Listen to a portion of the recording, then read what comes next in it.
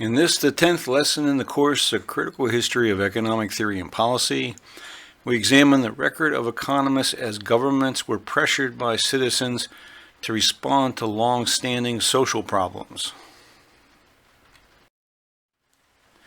When times are good and those we look to as experts express confidence in the future, we historically accept the message and applaud the messengers. Unfortunately, our experience is that times never remain good. As the 20th century began, economics was maturing into a discipline limited in scope, descriptive in nature rather than prescriptive in purpose. Reforms on the minds of many citizens were not perceived as a concern for most economists in their professional lives. Economists in the early 20th century accepted recession, even depression, as normal. Wesley Mitchell, who was awarded his doctorate in economics in 1899 from the University of Chicago, argued that a better understanding required the gathering of accurate data. He wrote, "Business history repeats itself, but always with a difference. Every business cycle is a unique series of events and has a unique explanation because it is the outgrowth of a preceding series of events, likewise unique." Yet Mitchell had concerns well outside of his work as an economist. In a letter to his wife, he wrote as follows, "It is not our will that impedes progress, but lack of knowledge. We putter with philanthropy and reform when we would preferably find a definite method of realizing the demand for social justice, which is so strong an element in human nature."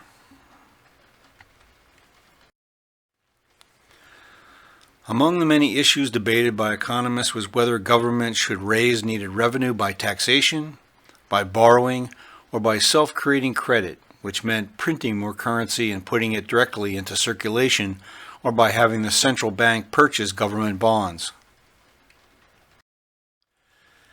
As an advisor to the British Treasury, John Maynard Keynes became one of the most influential economic voices of the first half of the 20th century. He offered this insight into the wisdom of government borrowing without direct taxation. By a continuing process of inflation, governments can confiscate secretly and unobserved an important part of the wealth of their citizens. By this method, they not only confiscate, but they confiscate arbitrarily. And while the process impoverishes many, it actually enriches some. Who are those enriched is an appropriate follow-up question for Keynes or any economist. Generally speaking, those who benefit from higher inflation include debtors, particularly those who are repaying fixed-rate mortgage loans over many years. Also, owners of shares of stock in corporations get some protection from inflation because the same factors that raise the price of goods also raise the values of companies. Owners of commodities may see the prices of their commodities increase to counter the rate of inflation. Landowners, particularly those who own centrally located parcels of land or land rich in natural resources, benefit similarly, as do holders of gold and other precious metals, the supply of which is relatively fixed by nature. Economists belatedly began to analyze business monopolies, but largely ignored the historical land question and the impact of land monopoly on the modern industrialized economy. One of the first thorough studies of monopoly was prepared by Edward Chamberlain, who had studied under Frank Knight at the University of Iowa and earned his doctorate at Harvard University. Chamberlain's book, The Theory of Monopolistic Competition, was published in 1933. His work attempted to test economic theories by historical analysis and observation. Contrary to the orthodox teachings of the time, Chamberlain argued that perfect competition was an impossible condition in the real world. Among the German-educated economists at the peak of his career was Simon Patten, whose writings expressed a deep social conscience as well as a commitment to careful methods of research. From 1887 to 1917, he taught economics at the Wharton School of the University of Pennsylvania. In 1905, Patten delivered a series of lectures in New York, published 2 years later with the title, The New Basis of Civilization. In the sciences, including economics, he saw the path to widespread progress.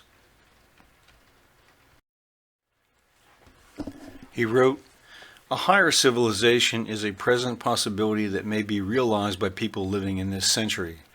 It is ready now to appear, but its emergence implies a change of opinions, ideals, and institutions, and a shifting from past to present conditions. And there must be no halt for more information, skill, or racial aptness."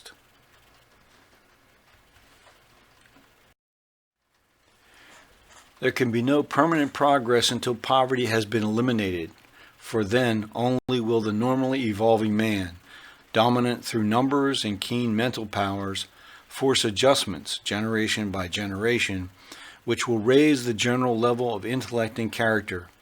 And when poverty is gone, the last formidable obstacle to the upward movement of the race will have disappeared.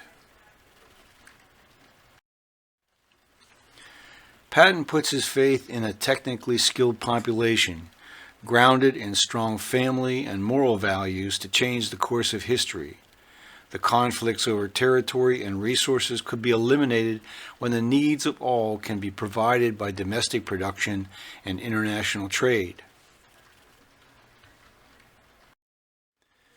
As he explains, the extension of civilization downward does not depend at present so much upon gaining fresh victories over nature as it does upon the demolishment of the social obstacles which divide men into classes and prevent the universal democracy that unimpeded economic forces would bring about.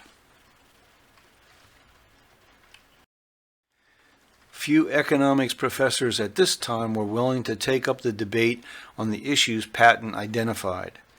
That the material output of labor and capital was producing great abundance was easy to see. How this abundance ought to be justly distributed was quite another matter. As economists presented their theoretical analyses in the first decades of the 20th century, what emerged was the notion that disruptions are counteracted by other forces, returning an economy in time to a state of general equilibrium.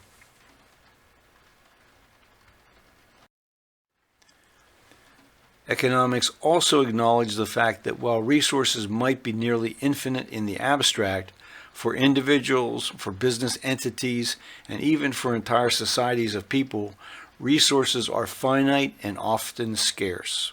How then should scarce resources be allocated for optimum production of goods and services? That, the economists as a group agreed, was the fundamental economic problem. A central assertion of the new neoclassical economic theory was that price will clear all markets and bring about a new general equilibrium, as reflected in this very basic chart showing the intersect of supply and demand at an equilibrium price level.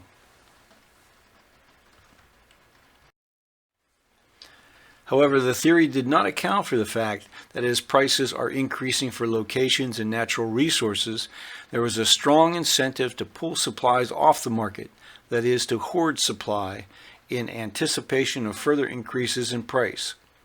For land markets, the supply curve is highly inelastic, and the curve could, under certain circumstances, actually lean back to the left when hoarding and speculation are at a peak.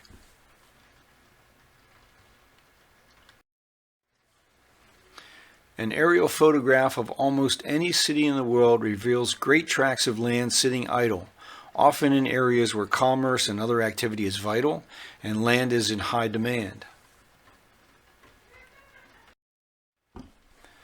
A central reason why owners of land whether locations in cities and towns or natural resource-laden lands, are able to withhold supply is the almost universally low effective rates of taxation on the market rental values of the locations. Vacant land, in particular, is rarely reassessed, and as a result, costs very little to hold idle for years or decades.